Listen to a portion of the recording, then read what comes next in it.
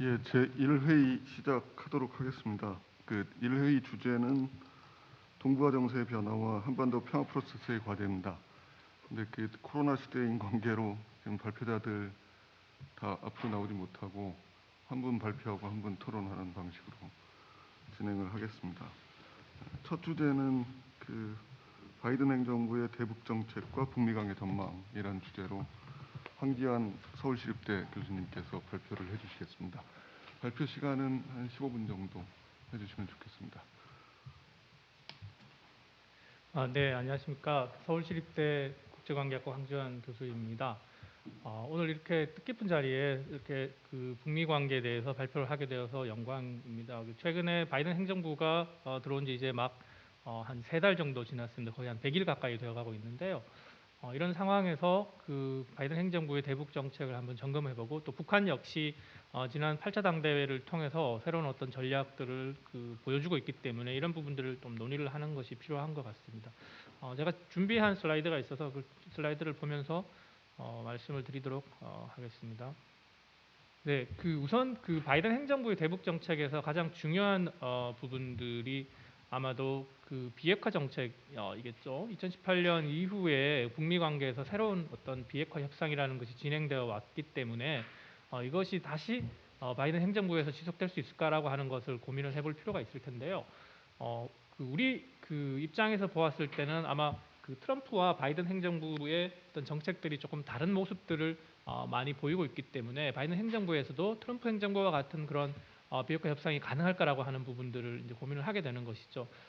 바이든 행정부의 글로벌 전략을 보면 사실 트럼프 행정부 시기에 대외 정책을 굉장히 큰 위기라고 이렇게 진단을 하고 있습니다. 그런 관점에서 글로벌 리더십을 다시 회복하는 것이 중요하고 기존의 미국의 동맹 관계를 다시 강화하는 것이 필요하다라고 이렇게 이야기를 하고 있는데 북한 비핵화 역시 그런 글로벌 리더십을 다시 회복하고 다시 만들어내는데 크게 연결되어 있다고 볼 수 있습니다. 소위 우리가 non-proliferation regime이라고 해서 국제 비확산 레짐이라고 얘기를 하죠.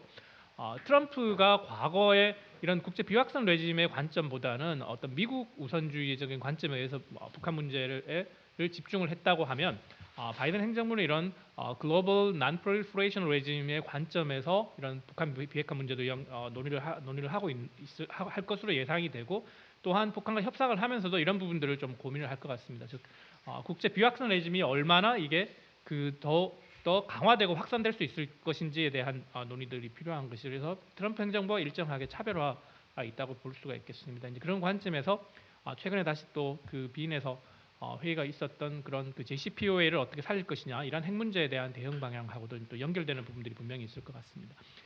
그 과정에서 우리에게 가장 큰 관심을 가지게 하고 또 우려를 낳게 하는 것이 바로 오바마 행정부 시대의 전략적 인내가 다시 되돌아올 것인가라고 하는 것입니다.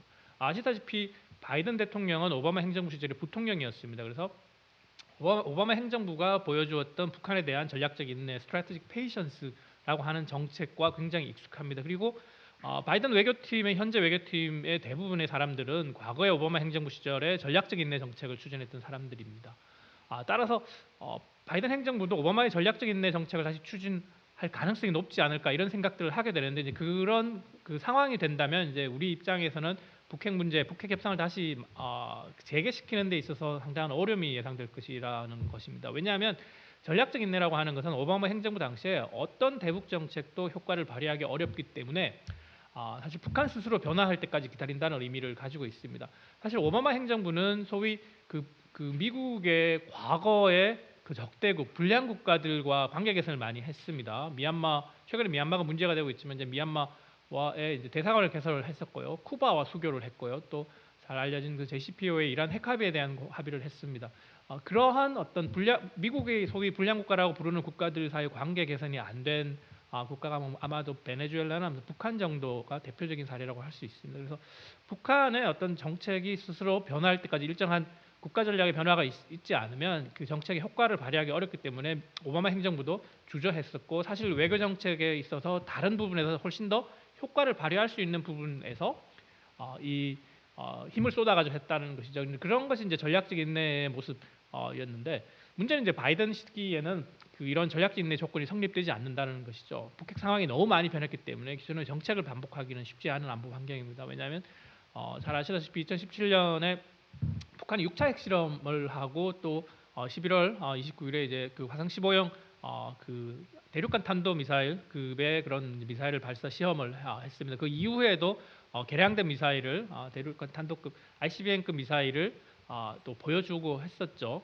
이제 그런 상황들 속에서 보면 이미 그 미국 역시 이제 북한의 어떤 핵과 미사일, 장거리 미사일의 위협에서 크게 벗어나 있지는 않기 때문에 당시에 트럼프 행정부조차도 그런 어떤 임박한 위협을 인지를 했고 그것이 아마도 2018년 이후에 북핵 협상의 하나의 이유가 되었던 것입니다. 그래서 오바마 행정부 시대의 그런 어떤 한반도 안보 상황과 전략 상황들을 그대로 바이든 행정부 시기에 그대로 적용한다라고 하는 것은 상당한 어려움이 있을 것이라고 예상이 되어서 이런 전략적 인내의 2.0 바이든 행정부 2.0이 다시 나타난다면 이게 상당한 우려가 될 수 있고 북한 역시 크게 반발할 가능성이 있고 한반도가 또 새로운 어떤 위기 국면을 갈 수 있지 않을까라는 생각이 합니다.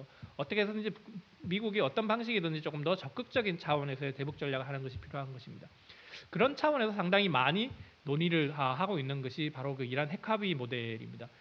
이란 핵합의 모델이 북한 문제에서 관심을 가지게 된 이유는 매우 간단합니다. 우선 이란 문제와 북한 문제가 비슷하다라고 하는 인식을 미국 사람들이 굉장히 많이 가지고 있고요. 특히 토니 블링컨 장관이 2018년 6월에 그 뉴욕타임스 칼럼에서 그런 이야기들을 한 적이 있고 그 이후에도 지속적으로 북한 핵 문제는 이란 핵 문제를 오바마 행정부가 다루었던 방식 JCPOA 방식에 의해서 다루어야 된다라고 하는 그런 이야기들을 많이 했습니다. 그것은 단계적인 접근이고 지속적인 외교고 협상을 위한 대북 제재 강화고 주변국과의 공조로 요약이 되고 있습니다. 최근에도 다시 이 JCPOA를 되살리기 위한 논의들이 유럽 국가들을 중심으로 이루어지고 있는데 만약에 가능하다면 이란 핵 합의 모델이 적용 가능하다고 하면 북미 협상이 재개될 때 적용을 할 수는 있을 것 같습니다. 단계적 접근을 통해서 기존에 우리가 논의해 왔었던 그리고 북미 사이에서 논의를 해 왔었던 잠정 협정의 모습도 소위 그 인터림 어그리먼트라고 하는 중간 단계에서의 합의를 논의를 할 수가 있고 또한 하노이 2019년 2월 하노이에서 실패했다고 알려져 있는 그런 스몰 딜의 형태로 추진을 가능할 수도 있을 것 같습니다. 그런데 이란 핵 문제라고 하는 것은 북한 핵과 비교해 봤을 때 상당히 유사점이 있고 미국 사람들도 비슷하게 생각을 함에도 불구하고 상당한 차이점이 있기 때문에 어려움이 많이 있습니다. 우선 이란의 경우에 이제 내부 정권의 성격 변화라는 것이 있었죠. 물론 하메네이 종교 지도자의 영향이 크기는 하지만 지속적으로 지난 8년간 이란에서의 그런 실용주의 정권이 중도파 정권이 있었기 때문에 국가 전략의 변화가 있었고 그것이 국민들의 어떤 소망을 반영하는 것이었다고 한다면 북한 내부에는 그런 전략 변화가 있는지 국가 전략 변화가 있는지 국민들의 어떤 그 소망이 이렇게 반영되고 있는지에 대한 것들이 조금 불확실한 모습이 나타나고 있다는 거죠. 그리고 이제 핵무기 능력과 기술에도 차이가 있습니다. 이란은 이제 전원축 우라늄을 할 수 있는 정도의 어떤 능력을 가지고 있다고 이제 평가가 되는데 그러니까 완성을 하지 못했다는 거죠. 핵무기를 만들 수 있을 정도의 그 핵주기를 완전히 완성하거나 폭발 시험을 한 적도 없는데 이제 북한의 경우는 6번의 핵실험을 했고 실제 북한이 6차 핵실험을 했던 2017년의 사례를 보면 미국이 1945년에 그 히로시마 나가사키에 터뜨렸던 그런 어떤 핵폭탄의 폭발력보다 거의 10배 정도 차이가 나는 그런 상황이라는 거죠. 그리고 반대로 이란에게는 석유가 있지만 북한에게는 석유가 없다는 것도 상당한 차이이고 또 이란은 해외에 상당히 많은 자산을 가지고 있다는 문제 그것도 이제 북한과는 큰 차이가 있습니다. 그래서 어떤 그 모티베이션이라고 하는 측면에서 이란과 북한 사이에 상당한 차이가 있고 핵 기술이라는 것도 차이가 있습니다. 그리고 무엇보다 미국의 대중동 정책과 미국의 동북아 정책의 차이가 있습니다. 미국의 대중동 정책에서 이란 문제는 굉장히 핵심적인 부분에 해당을 합니다. 이란과 사우디아라비아의 어떤 라이벌 관계라든가 또 이란과 이스라엘 사이의 긴장 관계 등이 이제 그런 면을 반영을 하고 있는데 북핵 문제가 중요하고 북한 문제가 동북아에서 중요하기는 하지만 사실 동북아에서는 미국의 핵심적인 정책은 대중국 정책이 되겠죠. 그래서 대중국 정책을 취해 나가는 과정에서 이것이 북한 문제가 어떻게 들어갈 것이라고 하는 그런 차이가 있는 것 같습니다. 그래서 상당히 어려운 상황입니다. 이란 핵 문제가 JCPOA가 다시 되살아난다고 해도 똑같은 방식으로 북한 문제를 다시 되살리는 것도 어렵고 북한 역시 그것을 거부하고 있지만 만약에 어떠한 이유에서든지 그런 모멘텀을 만들어낼 수 있다면 우리가 잘 알고 있는 것처럼 그리고 그동안 많이 그 바이든 대통령이 강조했던 것처럼 워킹 레벨에서 시작을 해서 바텀업 형식으로 협상이 진행될 것이라는 거죠. 미국 입장에서는 바이든 행정부 입장에서는 어떻게 해서든지 북한이 이런 핵 능력을 감소시키는 노력들이 필요하다라고 하고 있습니다. 그건 이란에도 적용이 되는 것이죠.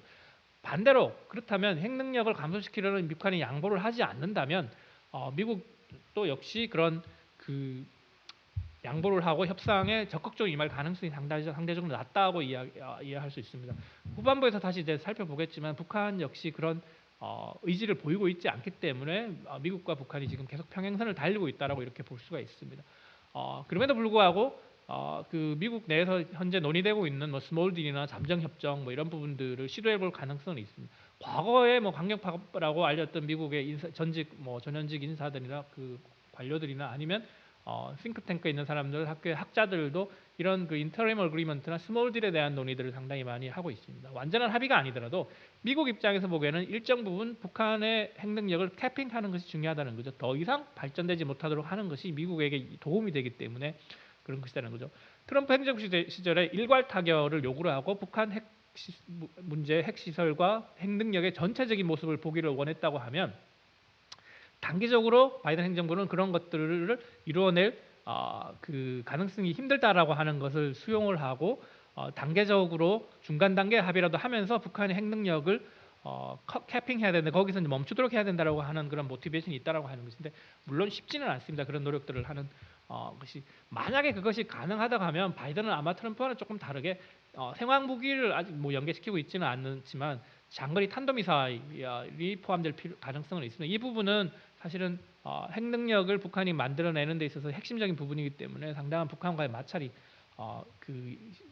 이루어질 수 있습니다. 그렇지만 이런 잠정 협정이나 스몰 딜을 연속적으로 합의를 하는 것이 가능하다고 하면 그 다음 단계로 나가는 것도 가능하고 마치 그 이란 핵 합의가 JCPOA를 통해서 그 다음 단계를 또 그 기대를 하게 하듯이 그런 어떤 모습들이 북한 핵 문제에서도 가능하게 될 수도 있는데 물론 쉽지는 않습니다. 가장 어려운 단계는 북한이 요구하는 미국의 대북 적대시 정책을 철폐하고 평화 체제를 구축해야 된다는 것인데 이것에 대한 확신이 북한이 들지 않으면 이제 북한은 그 어떤 양보도 하기고 실질적인 양보도 하기도 어렵다는 부분이고 그렇게 되면 미국도 사실 실질적인 양보를 하기 어렵다고 되는 그런 어떤 평행선이 계속 지속될 수 있다고 볼 수 있습니다. 자, 이런 모습들을 더욱더 복잡하게 만든 것은 이제 최근에 악화되고 있는 미중 관계의 모습인 것 같습니다. 바이든의 대북 정책은 트럼프와 달리 그냥 바이래터럴리만 진행되는 것이 아니라 북한과 양자적인 차원에서 혹은 뭐 서밋 미팅을 통해서 진행되는 것이 아니라 글로벌한 수준, 동아시아 수준 뭐 이런 것들을 다시 연계하면서 이야기하고 있는 부분들이 있습니다. 따라서 최근에 미중 관계가 굉장히 악화되고 있는 모습은 북핵 문제 해결하는 데 상당한 부담이 될 것으로 생각이 됩니다. 중국 문제 자체에 대한 인식은 트럼프와 바이든이 크게 다르지 않습니다. 따라서 북핵 문제에 있어서도 일단 바이든은 이제 중국 책임론을 상당히 많이 제기를 할 것이고 그런데 그런 상황에서 미중 관계가 악화가 된다 그러면 중국이 북핵 문제를 통해서 미국을 견제하려고 하는 노력도 있고 또 미국은 북핵 문제를 통해서 중국을 견제하려고 하는 모습들이 있으면 굉장히 한반도 주변의 안보 환경이 동북아 문제하고 얽혀들면서 미중 관계의 긴장 관계가 얽혀들면서 굉장히 어려운 모습들이 될 가능성이 있다라고 하는 것이죠.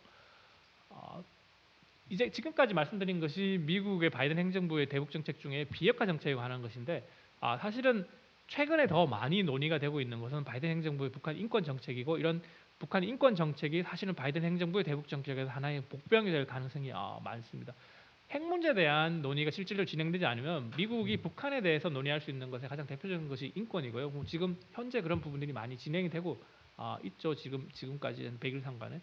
그럼 인권 문제가 불거질 경우에 북미 관계를 훨씬 더 험한 말들을 주고받을 가능성이 크고 벌써 이미 그런 모습들을 많이 보여주었죠. 이제 그렇게 되면 비핵화 협상에도 역시 큰 영향을 미칠 것이라는 것입니다. 그런데 미국의 민주당의 관점 그리고 바이든 행정부의 속성상 인권 문제라고 하는 것은 굉장히 중요한 것이죠. 민주당의 정강에도 그런 것들이 나타나고 북한 주민들에 대한 이야기들이 나타나고 바이든은 또 상원 의원 시절이나 부통령 시절에 이런 북한 인권 법에 대한 관심을 굉장히 많이 보이고 있었기 때문이죠. 그래서 이런 부분에 대한 어떤 해결책이라고 하면 좀 뭐 어렵지만 어떻게 해소할 것인가에 대한 고민들을 조금 해볼 필요가 있을 것 같습니다. 기존에 탈북자 문제나 정치범 수용소나 인도적 지원의 다양한 이런 문제들이 있는데 이런 부분들에 대한 한미 간의 좀 조율이 필요한 것 같고 미국 내에서 이제 한국과는 다른 의견 또 한국에서는 또 미국과는 다른 의견 이런 것들이 있고 또 북미 간에는 인권 문제를 둘러싸고 갈등들이 많이 벌어지고 있기 때문에 이런 부분들을 논의가 필요한 것 같습니다.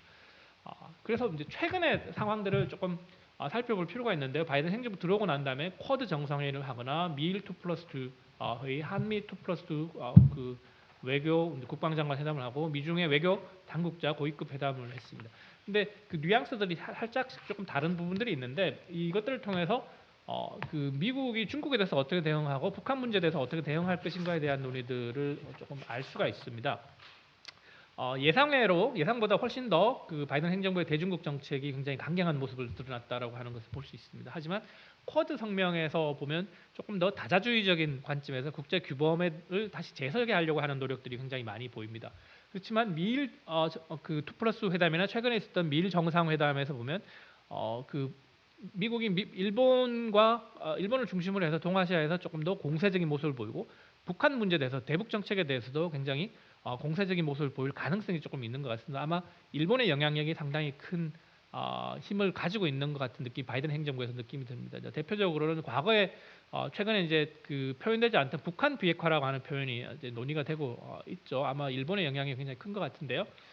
최근에 이제 트럼프 행정부 시절과 그 이전 시기에도 보통 한반도 비핵화라고 하는 용어가 많이 쓰였습니다. 물론 그 말 자체가 가지고 있는 문제점도 상당히 많지만 이런 용어의 변경이라고 하는 것이 상당히 정책의 변경과 연결될 가능성이 굉장히 크고 특히 앵커리지에서 있었던 미중 외교 당국자 회담에서 나타난 그런 모습들을 보면 미중이 향후에 상당한 갈등 국면으로 갈 가능성이 많고 그 과정에서 북한 문제도 하나의 그런 그 포인트가 될 가능성이 많기 때문에 우리가 좀 유의해야 될 그런 그 필요가 있을 것 같습니다. 기본적으로 바이든 행정부가 민주주의나 인권, 시장 경제, 자유무역 다자주의 이런 것들을 강조하면서 중국에 대응하고 북한 문제에 대응할 것이다라고 하는 것들을 알 수가 있습니다.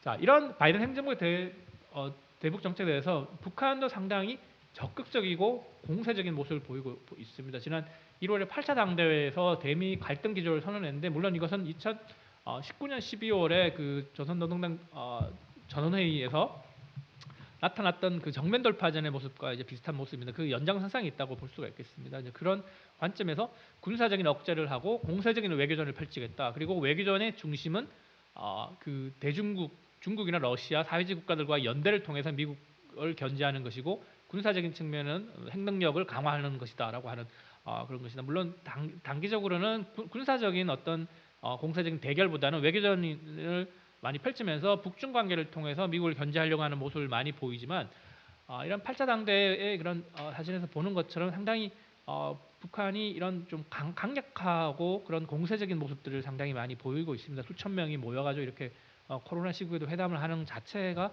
어떤 북한의 결의를 보여준다고 할 수가 있을 것 같습니다. 이런 북한의 대미 인식은 과거의 트럼프 행정부와의 그 정상회담을 높이 평가는 하기는 하지만 역시 미국은 변하지 않았다. 하노이 회담 이후에 미국이 계속해서 지속적으로 공세를 펼치고 있고 그것은 어떤 행정부가 들어오더라도 비슷한 모습을 보일 것이다라고 하는 인식이라는 거죠. 그래서 바이든 행정부도 크게 다르지 않고 바이든 행정부에서도 미국이 대북 적대시 정책을 미리 철폐하지 않으면 북한은 다시 핵 협상이나 이런 것을 진지하게 임하지 않겠다라고 하는 모습입니다. 특히 8차 당대회에서 보면 비핵화에 대한 논의나 그 평화협정에 관한 논의가 전혀 없습니다. 이런 부분들이 논의가 없다는 것은 북한이 포커스가 국가 전략의 포커스가 과거와는 조금 다른 방식이고 국내 경제적인 발전을 하고 또한 이제 그 공세적인 외교전을 펼치고 그 핵능력을 강화하려고 하는 모습들을 가지고 있다라는 것이죠. 그래서 이것은 2018년 4월 20일에 새로운 전략적 노선에서 이야기했던 경제 집중의 방향성은 유지를 하면서도 사실 핵능력이라고 하는 것을 조금 더 강화하는 듯한 그런 모습, 세계적인 핵 강국을 언급하면서 핵 보유국으로서의 비확산에 대해서 노력하겠다라고 하는 모습을 많이 보이고 있습니다. 그래서 앞으로 우리가 논의할 때 가장 중요한 부분 중에 하나가 뭐냐면 이 비핵화 문제가 해결이 어느 정도 진전이 돼야지 그 다음에 남북 관계도 상당한 도움을 얻을 수 있고 또한 북미 관계에서의 평화협정 논의도 굉장히 진행될 수 있다라고 하시는 것인데 과거의 한국 정부들의 남북 정상회담의 사례들을 보면 대부분이 비핵화하고 연계되어 있었던 부분들이 굉장히 많이 있습니다. 그런 부분들을 제가 표를 통해서 이렇게 나타내고 있는데요. 따라서 기본적으로 그 북미의 비핵화 협상이 조금 더 진전되도록 하는 노력이 필요하고 동시에 비핵화와 동시에 가야 되는 이런 평화협정의 이런 모습들도 좀 진행되는 것이 필요하다라고 보겠습니다. 이제 그런 모습들이 해결되지 않으면 이런 남북한 관계 나 북미 관계나 핵 협상이나 이런 것들이 상당한 딜레마를 가질 수밖에 없기 때문에 북한이 평화의 논리를 강조하고 평화 협정 논리를 강조하는 과정에서 그것도 중요하지만 또 비핵화라고 하는 것도 동시에 진행될 수 있도록 하는 노력들이 굉장히 필요한 것 같습니다. 그런 모습들을 위해서 북한과 미국 사이 협상안 사이에서 우리가 어떤 잠정 협정안이나 혹은 스몰딜 이런 것들을 만들어낼 수 있는 것인지 또 북한 인권 문제가 지금 복병인데 그것을 어떻게 조율을 할 수 있을 것인지 한미 동맹을 재조정하면서 그런 북핵 문제에 대해서 대응할 수 있는 방향으로 좀 테일러메이드된 형태로 할 수 있을 것인지 이런 노력들을 하는 것이 굉장히 중요하다고 하겠습니다. 네, 감사합니다. 제 발표는 여기서 마치겠습니다. 예, 고맙습니다. 나중에 토론 끝나고 5월 말로 예정돼 있는 한미 정상회담에 대한 의견 좀 부탁드리겠고요. 예, 토론자는 국가안보전략연구원의 임소 박사님이십니다. 근데 최근 북한 경제에 집중하고 계시는데 어떻게 토론자로 오셔서 예, 예, 일단 좋은 얘기 부탁드리겠습니다. 10분 정도 부탁드리겠습니다. 경제에 집중하고 있는 임소입니다. 그 황지안 교수님 글이 상당히 긴데 짧은 시간에 발표하시느라고 너무 이렇게 말을 빨리 하셔가지고 의미 전달이 잘 안 된 것 같아요. 그리고 뭐 저는 대체로 동의하고요. 동의하는데 몇 가지 이제 다르게 또는 의견에 반대한다기보다는 좀 다르게 한번 생각해 봐야 될 거리를 몇 가지만 말씀을 드리고 제가 질문 드리고 좀 토론할 시간이 있는 거죠. 예. 우선은 전략적 인내냐 아니냐 이거는 이제 작년에 많이 이야기가 되다가 이제는 전략적 인내를 의식적으로 추진하기는 어렵다는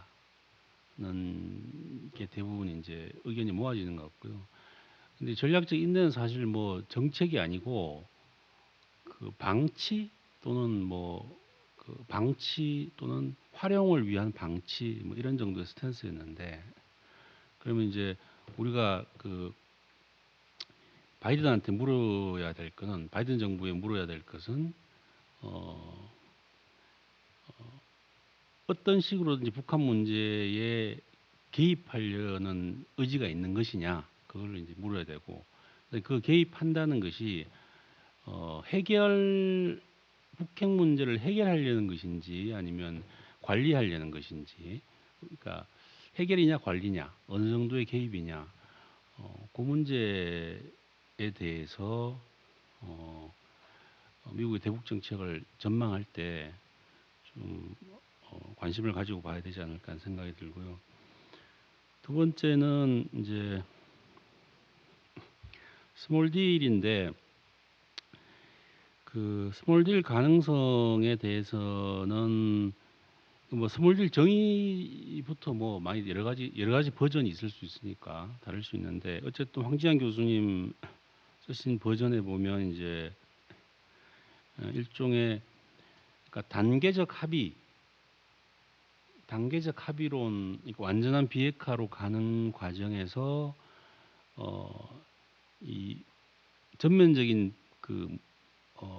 청사진을 만들지 않고 로드맵을 만들지 않고 단계적인 합의 과정을 거쳐서 결국엔 다다른다라는 그런 방식 같은데 일종의 이제 이거는 사실 북한도 이런 방식을 바라기 때문에 이제 세부적인 디테일 차이는 있죠. 그러니까 검증의 방식이나 이런 차이는 있겠지만 어쨌든 큰 틀에서의 접근법은 북한도 뭐 바라는 방식이기 때문에 협상이 이제 북미 협상이 재개되는 데는 유리하게 작용할 것 같아요. 작용할 것 같은데 이제 제가 관심이 있는 거는 그러니까 대선 때 이야기했던 이런 이야기들이 실제 정권을 운영하는 과정에서 여러 가지, 그러니까 미국 내에서 작동하는 관료 정치나 또는 외교적인 관계, 특히 일본과 한국과의 관계 이런 걸 넘어서서 돌파해서 추진할 수 있을 것이냐라는 또는 어떻게 되고 있는 것인가, 현재 어떤 논의들이 이루어지고 있는 것인가라는 그런 부분은 사실 뭐 언론에도 잘 안 나오고 제가 문외한이라서 그 부분 좀 말씀을 해주셨으면 좋겠고, 그 다음에 이거는 이제 좀 근본적인 질문인데, 이게 잠정협정, 아니, 그러니까 스몰 딜 방안을, 그러니까 단계적 합의안을 옛날에 이란, 옛날에 제네바 합의 때나 또는 뭐 9.19 합의 때 또는 이란 모델 때, 그때는 이런 그 단계적 합의 방식이 뭐 최선의 방식이라고 이야기를 할 수 있는데, 뭐 지금도 이제 북핵 문제에 있어서도 하나의 접근법이라고 생각을 할 수 있는데, 이게 한국 입장에서 볼 때, 그러니까 미국 입장에서는 그렇게 생각할 수 있을 것 같아요. 근데 한국 입장에서 볼 때 이게 바람직한 방안인가는 한번 생각을 해봐야 되지 않을까. 뭐 제가 딱히 반대한다는 건 아니고 저도 답이 없으니까요. 그러니까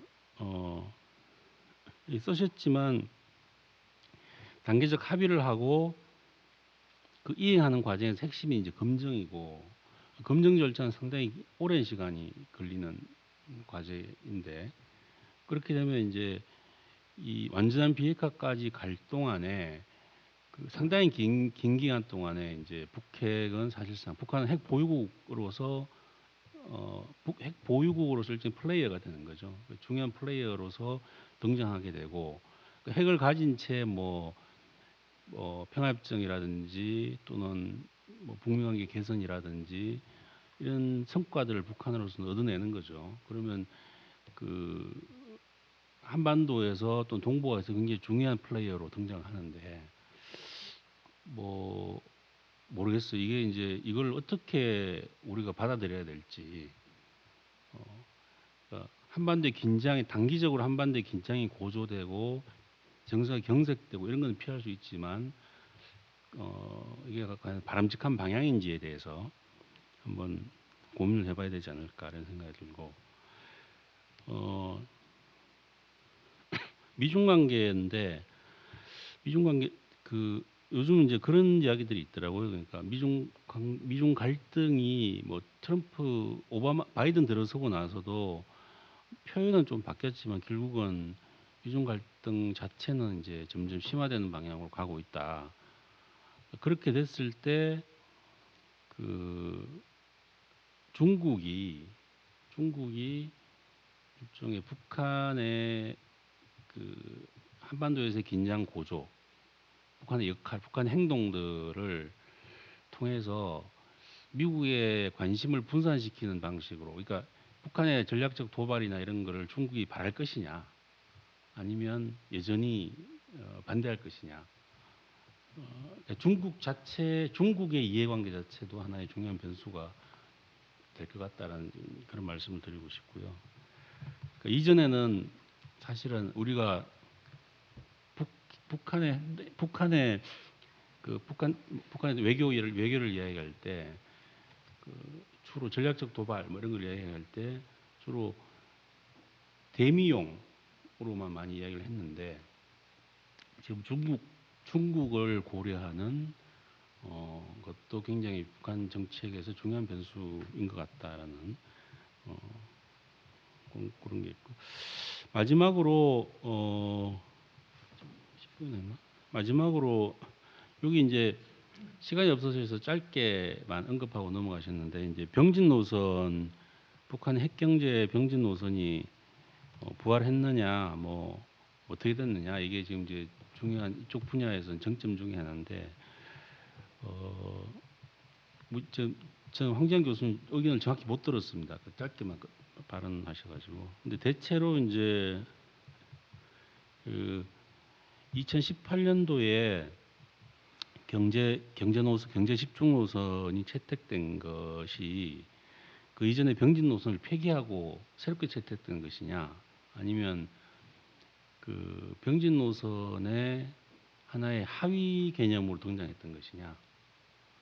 그래서 병진 노선 2013년부터 2018년까지가 이제 병진 노선 뭐라 그러죠? 이렇게 버전 또는 뭐 일국면이라 그러면 2018년도 그 집중 노선이 병진 노선의 버전 그 제2국면이고 2020년 이후에는 뭐 제3국면이다 이렇게 해석하시는 분들도 있고 그래서 어쨌든 이게 이제 그 사실 뭐 그래봤 뭐든지 그러니까 실제로는 뭐 폐기했든 아니든 실제로 북한의 국방비 비중 뭐 군사 국방비에 쏟는 투자 비중 이게 중요한 것이긴 한데 그러니까 대외적인 메시지로 볼 때 병진 노선이 폐기된 것이냐 유지된 것이냐 복구된 것이냐 뭐 이런 것들이 가지는 외교적 의미가 상당히 있기 때문에 이 부분에 대해서도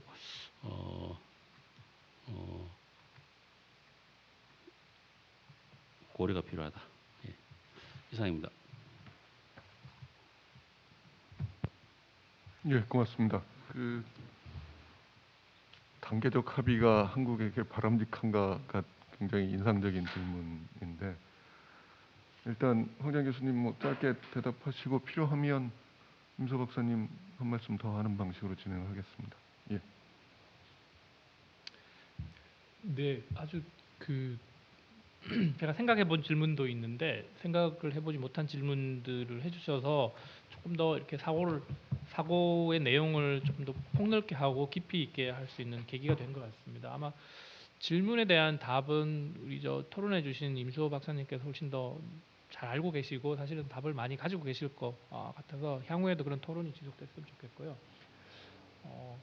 병진 노선부터 뒤에서부터 제 의견을 말씀을 드리면 저는 그 2018년 4월 20일에 새로운 전략적 노선이 뭐 경제 집중 노선이라고 국내에 알려졌고 실제적으로 사회주의 경제 발전을 북한이 강조했지만 그게 병진 노선을 폐기한 것이다라고는 생각을 하지는 않습니다. 사실 이제 포커스가 어디에 더 가 있느냐는 문제인데 그 당시에 북한의 그 워딩을 보면 병진 노선의 한 축은 완성이 되었기 때문에 나머지 축을 발전시키는데 힘을 다하겠다라고 하는 것이었죠. 그래서 그 한 축이라는 것을 폐기된 것이 아니라 그것을 유지를 하고 그것을 기반으로 해서 하는 것이기 때문에 그런 연장선상에서 8차 당대회의 논의도 이제 논의를 할 수 있고 어쨌든 그 미국에 대한 대미 억지력은 완성이 됐고 그런 바탕 위에서 핵능력을 강화하는 모습들이 보이는 것이고 그렇지만 경제 5개년 계획이 실패했다는 걸 자인을 하고 난 뒤에 다시 이제 경제에 포커스를 맞추겠다고 하는 부분들이 논의됐기 때문에 크게 그 차이가 있는 것이다라고 느껴지지는 않습니다.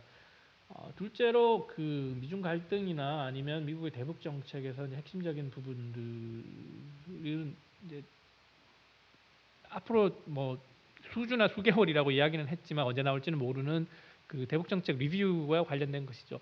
아마 대북 정책 리뷰에 대한 이야기들은 굉장히 많이 나왔기 때문에 뭐 대체로 예상들 하는 것 같아. 뭔가 뾰족히 다른 방법을 바이든 행정부가 가지고 있지도 않기 때문에 아마 북한의 도발을 억지를 한다, 용납하지 않겠다.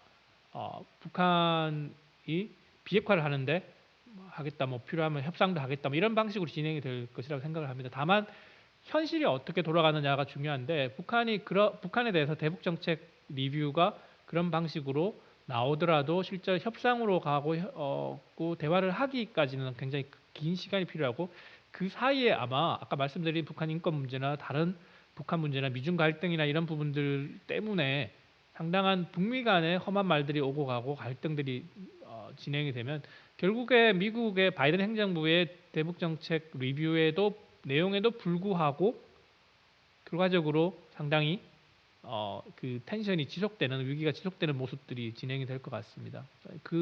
아마도 2001년도에 부시 행정부가 들어오서 오면서 대북 정책 리뷰가 있었지만 그 이후의 대북 정책은 물론 뭐 9/11의 영향이 크기는 하지만 조금 달랐던 모습들처럼 역시 바이든 행정부도 어떤 대북 정책 리뷰가 나오더라도 결국 북미 간의 인터랙션 속에서 그 이후의 모습은 아마도 상당히 그 스트래테직 페이션스의 형태로 다시 돌아갈 가능성이 많다는 그러니까 외교적으로 어떤 그 스코링을 할 수 있는 그러니까 뭔가를 얻을 수 있는 업적을 쌓을 수 있는 것이 아니기 때문에 상당히 이제 다른 부분들에 상당히 힘을 쏟을 가능성이 많기 때문에 그렇다고 볼 수도 있습니다.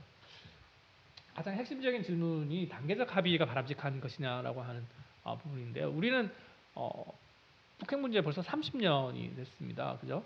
93년 3월에 북한이 NPT 탈퇴를 선언을 했는데 그 92년부터 뭐 이미 IAEA하고 갈등들이 계속해서 불거지고 있었던 상황들이었기 때문에 거의 29년, 30년 된 상황인데 그 계속해서 협상을 하고 합의를 하고 이행을 하는데 중간에 멈추고 갈등이 생기고 위기가 고조되고 핵실험을 하고 다시 또 협상을 하는 이런 사이클이 반복이 됐다는 거죠. 이게 30년 동안 진행이 됐는데 그런 관점에서 보면 이 북핵 문제가 30년 동안 우리를 괴롭혔는데 아마 향후에 30년 동안도 분명히 괴롭힐 가능성이 있고 북한이 국가 전략을 변화시키지 않고 또 북한의 안보 환경이 변하지 않으면 그렇게 크게 근본적으로 달라지지 않을 가능성이 많습니다. 뭐 제가 개인적으로 많이 어널러지를 비유를 하는 것이 그 동남아시아의 인도차이나 반도의 베트남의 경우에 1960년대 70년대는 미국이랑 전쟁을 했는데 지금은 오히려 미국하고 안보 협력을 추구할 정도의 그런 모습처럼 동남아시아의 안보 환경이 근본적으로 달라질 정도의 그런 것처럼 동북아시아의 안보 환경이 근본적으로 달라지지 않는다면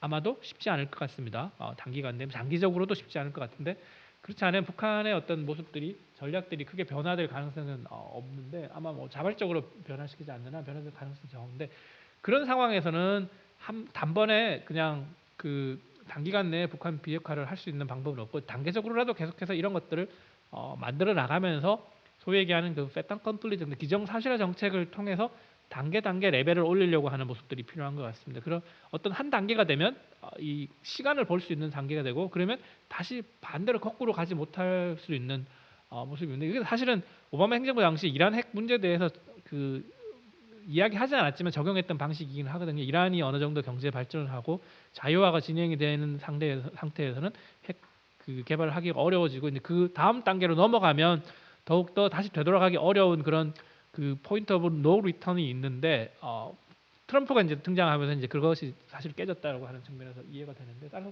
어떤 방식이든지 현실적으로 그런 것들을 고민하는 것이 필요한 것 같습니다. 네. 예. 근데 2018년 4월 당중앙위 전원회의에서 정확한 표현은 병진 노선의 승리 아니에요? 그러니까 그들이 얘기하는 방식은 병진 노선의 승리를 선포하고 병진 노선의 뭐 위대한 승리를 선포하고 그다음에 정책적인 게 병진 노선을 결속하고 새로운 전략 노선 이런 표현을 하죠. 근데 결속이라는 게 이제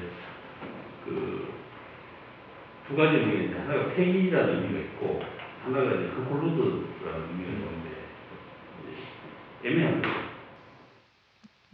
알겠습니다. 예, 그럼 1회의 첫 번째 발표 토론은 이것으로 마치도록 하겠습니다. 수고하셨습니다.